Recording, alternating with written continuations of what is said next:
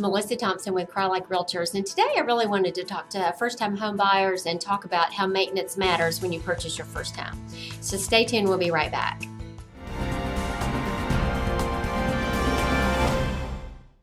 All right, so you're a first-time home buyer and you're taking on the responsibility of a new home. I just wanted to talk about the maintenance of items as well. It's not huge, but it's just something to talk about and something you may not even think about, quite honestly. If you've been in an apartment or you've been in a dorm room, really with your parents, you're not really thinking about maintenance stuff. So just want to kind of talk about some items that might be of interest and how to plan and budget for that.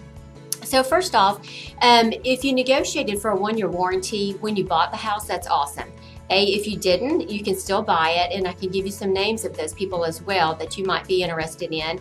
And if you bought it, when it runs out, you can renew it. So I think that's a good thing to have is a 1-year home warranty. So they're probably $550 to $650 range, and if you had a pool, it's additional money on top of that and other things that you could add on to it, but it's not a huge expense. And a lot of them will even let you break that up to monthly. So that's something good too to help stay within your budget. So some of the common categories that you see for maintenance are like sidewalks, roof, HVAC, sometimes plumbing, but of course a hot water heater. So depending on the ages of things, that would come into play. Gutters, if you have a lot of trees, pest control, if you have a pool, if you have an irrigation system, some of those things that come into play as well. So just think about budgeting that.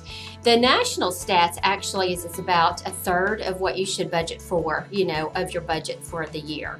I usually tell people it's about 1%. So if you bought a $300,000 house, plan on about $3,000 a year, roughly, but just set it aside. You've been saving money to buy the house, so just continue saving money to put it aside for worst case scenarios, because it's not a matter, if it's going to happen, it's really when.